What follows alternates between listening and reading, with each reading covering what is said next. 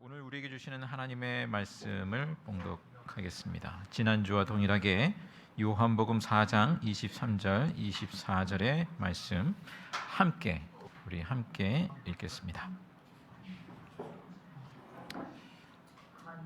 다 함께 읽습니다.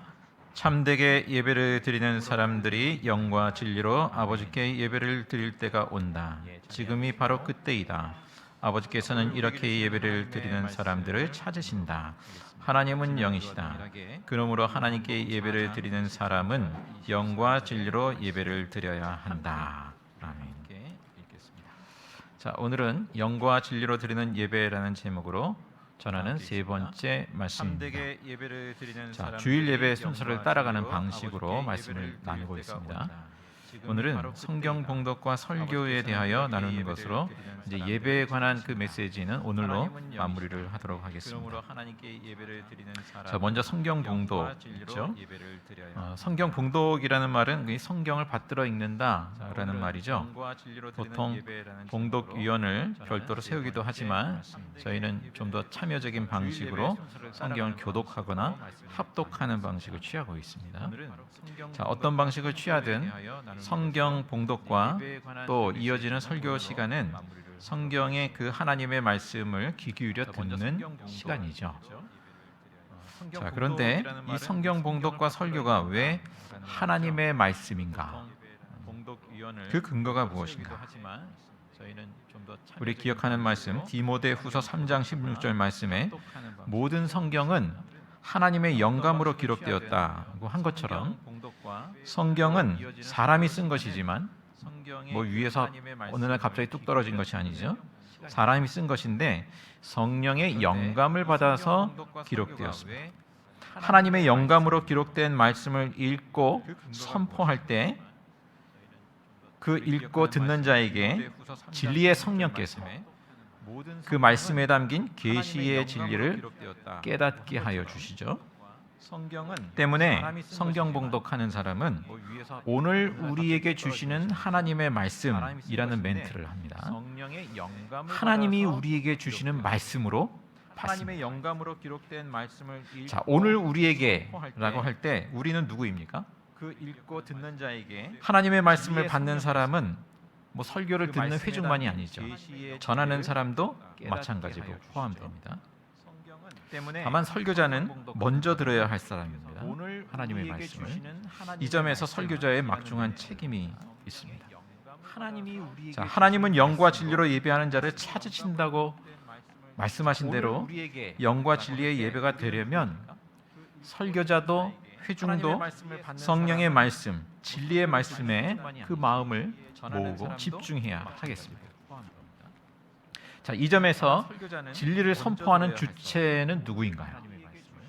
설교자가 아니라 하나님, 진리의 영이신 성령님이시죠. 자, 진리의 성령께서 성경에 담긴 계시를 깨닫게 해줍니다. 자, 여기서 계시란 표현을 했습니다. 계시, 우리 인간의 영역이 아니라 하나님께 속한 것이죠.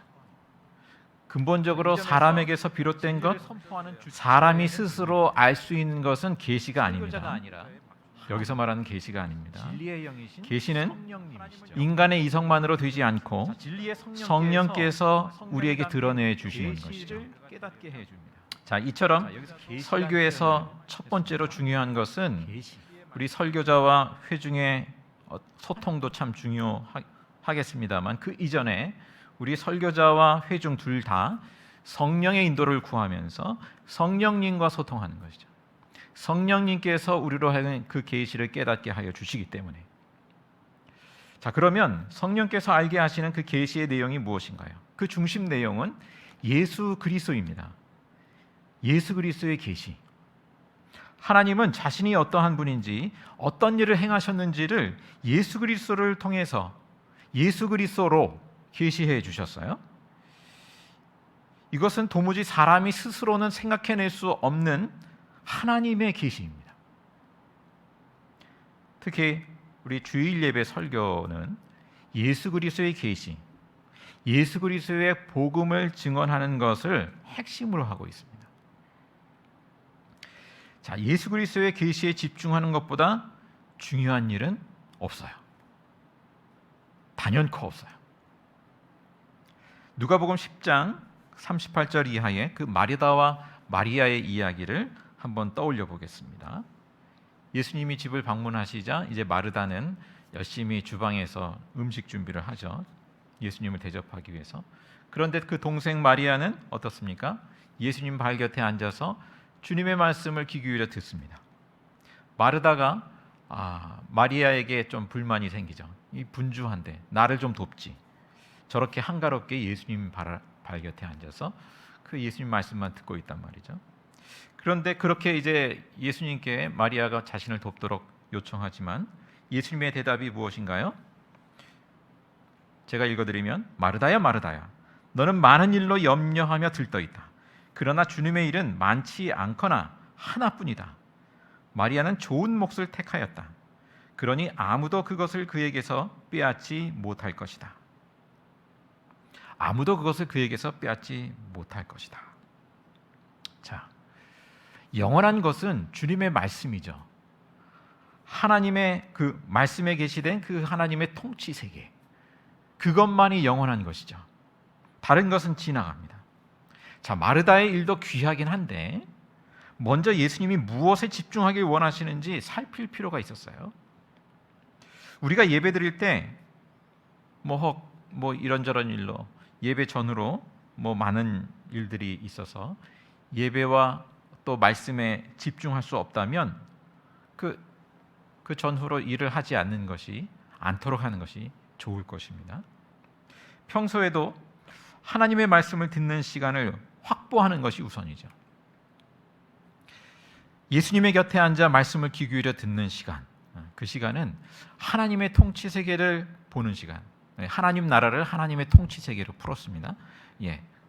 보는 시간이고 그 세계에 발을 내딛는 시간이죠.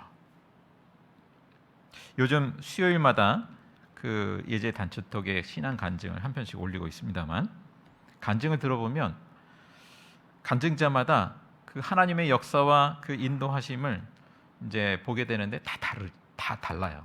사람마다 다 달라요. 그러니까 일반화 시킬 수 없어요. 내가 이렇게 체험했으니까 다른 사람도 이래야 된다라고 말할 수 없어요.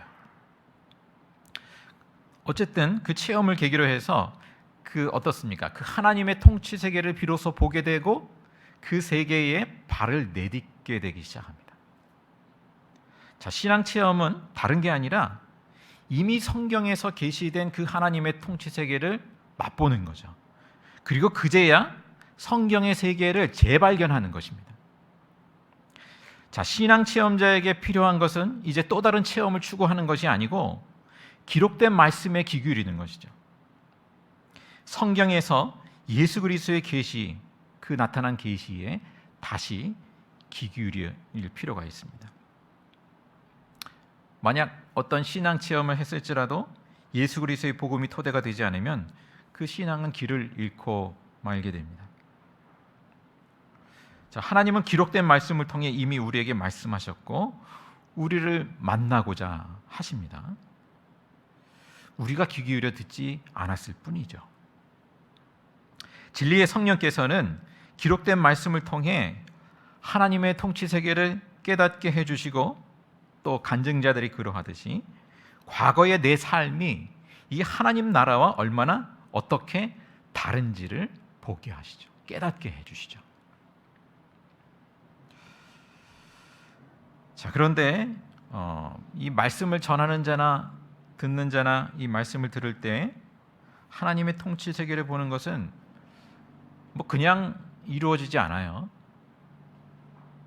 우리가 그냥 가만히 앉아 있으면 저절로 이루어지는 것은 아니라고 봐집니다. 예를 들면 우리가 말씀을 통해서 윤리적인 도덕적인 메시지만을 듣고 말 수도 있죠. 많은 경우 그렇게 되죠. 성경에는 윤리 도덕적인 메시지가 분명히 있죠. 그런데 그 배경에는 하나님의 나라가 있어요. 하나님의 통치 세계가 있어요. 하나님의 통치로부터 그 윤리와 도덕이 파생되어 나오는 것이죠. 그런데 이 하나님의 통치 세계를 보지 못한 채 그 윤리 도덕적인 메시지만 듣는단 말입니다. 그러면 그 메시지는 어떻습니까? 다른 데서도 얼마든지 찾아 들을 수 있는 거예요. 유튜브에 뭐 어디 강연에 좋은 강연을 듣다 보면 다 찾아 들을 수 있는 거예요. 그건 계시가 아니죠. 자, 우리가 성경에서 볼 것은 그런 윤리 도덕적인 메시지도 포함은 되어 있습니다만 그 이전에 있는 그 하나님의 통치 세계를 유심히 보는 것입니다. 자, 우리가 설사 그 윤리적인 감동 변화를 가져오는 그런 어떤 감동이 있었다 할지라도 그것이 하나님의 통치 세계를 보는 데서 비롯된 것은 아닐 수도 있구나라는 것. 자, 성령께서 예수 그리스도의 계시를 통해서 우리에게 이루시는 것은 단지 윤리적인 변화가 아니라 존재 자체의 변화. 성경에서 거듭난다라고 표현하고 있죠. 예수님께서 다시 태어나지 않으면 안 된다. 그것은 성령께서 이루시는 일이라 말씀하십니다. 자, 하나님의 통치 세계에 들어가는 거예요. 자, 때문에 그 예수님은 세리와 죄인들에게요 함께 하실 때 윤리적인 변화를 요구하셨다기보다는 하나님 나라로 초대하셨어요. 너 이런 거 저런 거 고쳐야 돼. 응? 그렇게 윤리적인 변화를 요구하지 않으셨어요. 하나님 나라에 초대하면서 그 하나님의 나라에 눈뜨게 하시고 그로 인해서 윤리적인 변화가 뒤따라오는 거죠. 자, 이 점에서 마태복음 13장을 다시 한번 그 밭에 감추인 보화를 떠올려 봅니다. 밭에 감추인 보화를 발견한 사람은 기꺼이 기쁨으로 자기의 소유를 다 팔아서 그 밭을 사게 되죠. 자기의 전부를 하나님 나라와 맞바꾸는 것입니다. 그것은 엄밀히 말하면 어떻습니까? 희생과 결단이 아니에요. 희생과 결단은 자기 손해를 감수하는 것인데 이 하나님 나라를 발견한 사람은 이 하나님 나라가 자기 전체와 비교도 될 수 없는 것임을 발견했거든요. 결코 이것을 뒤바꾼다고 해서 자기 모든 것을 걸고 그것을 산다고 해서 자기가 손해보는 게 아니에요. 그런데 그것이 왜 결단이고 희생입니까? 기쁨으로 그것을 사는 거죠. 하나님 나라를 사는 거죠. 자, 하나님의 말씀을 통해 계시된 그 하나님 나라를 하게 된 사람만이 할 수 있는 일이죠. 진리의 성령께서는 우리로 하여금 오늘도 그 하나님 나라를 보게 하십니다. 예수님을 통해 예수님이 행하신 일들과 그 말씀을 통해서 그 하나님의 세계를 주목해 보게 하십니다. 자, 마지막으로 우리가 이 하나님의 말씀을 들을 때 그것은 단지 말을 듣는 것이 아니라 말씀을 듣는 것만이 아니라 하나님의 마음을 듣는 것이다. 하나님의 마음을 듣는 것. 그것을 우리가 생각해 보았으면 합니다. 설교 시간, 하나님의 마음을 듣는 시간이다. 자, 이번에는 출애굽기 33장에 있는 그 장면을 떠올려 보겠습니다. 하나님과 모세 간에 그 이제 오고 가는 대화가 있죠. 그 앞에 뭐 전에도 한번 나눈 적이 있습니다만 금송아지 우상 숭배를 하고 하나님께서 진노하시죠. 자, 그 가운데 하나님께서 모세에게 말씀하십니다. 자, 이제 천사를 너에게 붙여주마. 천사를 보낼 테니 이제 이스라엘 백성들을 데리고 이제 저 가나안 땅으로 가라. 젖과 꿀이 흐르는 땅을 이제 주겠다. 약속한 대로 이제 이루신다라는 거고요.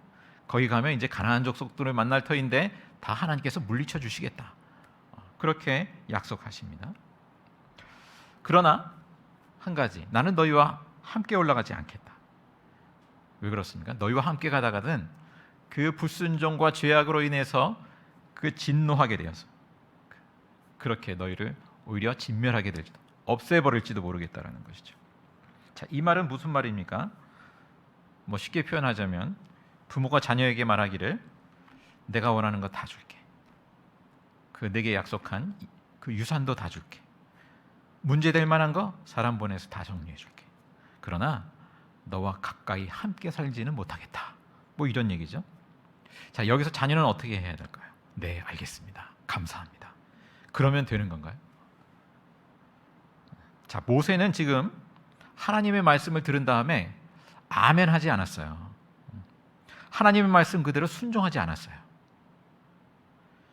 모세는 주님께서 우리와 함께 가지 않으시려면 우리를 이곳에서 떠나올려 보내지 마시라고 간구합니다. 우리와, 그러니까 이스라엘 백성과, 모세 자신만이 아니라 이스라엘 백성과 함께 가지 않으시려면 우리를 이곳에서 떠나올려 보내지 마십시오. 그러면서 모세가 하나님의 마음을 사로잡는 아주 중요한 멘트를 날리죠. 주님께서 우리와 함께 계심으로 저 자신과 주님의 백성이 땅 위에 있는 모든 백성과 구별되는 것이 아닙니까? 주님께서 우리와 함께 계시는 것. 자, 모세는 이 적과 꿀이 흐르는 땅에 들어가는 것보다 주님이 우리와 이스라엘 백성과 함께 하시는 것을 앞세웠어요. 그것을 붙들었어요. 자, 우리는 기도할 때 무엇을 구하나요? 어디에 속한 것인가요? 적과 꿀이 흐르는 땅에 속한 것인지, 아니면 주님이 우리와 함께 하시는 것인지. 대학 입시와 취업과 성취와 성공, 또 심지어 이를 통해서 하나님께 영광 돌리겠습니다 라고 한다 할지라도 그것은 다분히 하나님의 임재가 없는, 하나님이 우리와 함께 하시는 것을 붙드는 것이 아닌 적과 꿀이 흐르는 땅일 수 있죠. 모세는 주님이 함께하지 않는 적과 꿀이 흐르는 땅은 아무 소용이 없다는 것을 알았습니다. 자, 그러나 어떻습니까? 세상에서는 어때요? 적과 꿀이 흐르는 땅의 비전을 제시하고 그 비전을 앞장서 이루어 가는 사람을 리더라고 말하죠. 그 사람이 영향력이 있어요. 그러한 사람을 사람들이 선망합니다. 자, 그러나 모세는 하나님의 사람은 하나님의 임재가 아니면 그 적과 꿀이 흐르는 땅의 비전을 내려놓습니다. 자, 그 비전도 하나님께로부터 온 것이에요. 사실은 하나님께서 약속하셨어요.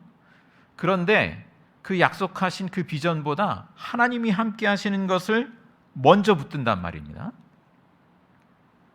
우리는 자칫 적과 꿀이 흐르는 땅의 그 비전을 위해서 하나님의 임재를 앞질러 갑니다. 목회자도 그럴 때가 많다고 생각이 됩니다. 자, 그 비전이 하나님께서 주신 것이라 할지라도 중요한 것은 하나님과 함께 가는 것이다. 자, 그러나 우리가 하나님의 말씀을 들을 때 우리가 무엇을 먼저 듣는가? 우리가 하나님의 마음을 듣는가? 자, 십자가와 부활의 예수님의 그 복음에서 우리가 듣는 것은 하나님의 마음이죠. 자, 모세는 하나님의 마음을 알았어요. 자, 반면에 복음서에 보면 바리새인들이 어떻습니까? 그들은 굉장히 말씀에 철저한 사람들이었죠. 그런데 하나님의 마음을 놓쳤어요. 자, 태초부터 지금까지 그 하나님의 마음은 어떠했는가? 성경에서 계속해서 보여주는 것, 끝까지 보여주는 것은 무엇인가? 결국 하나님께서 우리와 함께 하시고자 하는 그것을 계속해서 보여주시죠. 이를 위해서 예수님이 육신의 몸으로 이 땅에 오셨고 진리의 성령으로 우리에게 찾아오셨습니다. 또 계속해서 찾아오십니다. 자, 진리의 성령께서 주시는 그 말씀에 반응하여 그 하나님의 마음을 듣고 또 예수 그리스도의 계시에 눈뜨는 그 은혜가 저와 여러분에게 충만하기를 간절히 바랍니다. 기도하겠습니다. 영과 진리로 예배하는 자를 찾으시는 하나님 앞에 예배하는 자로 오늘도 머물게 하시니 감사합니다. 주일로부터 매일의 삶에 성령께서 우리의 삶을 인도하여 주시기를 구합니다. 주님, 예수님 곁에 앉은 마리아와 같이 진리의 말씀을 들으며 예수 그리스도와 그 하나님 나라의 계시에 그 하나님의 통치 세계에 온전히 눈뜨게 하여 주옵소서. 그리하여서 주님과 함께 나날이 살아가는, 또 주님의 그 하나님 나라에 온전히 참여하는 풍성한 삶을 살아갈 수 있도록 인도하여 주옵소서. 예수님의 이름으로 기도합니다. 아멘.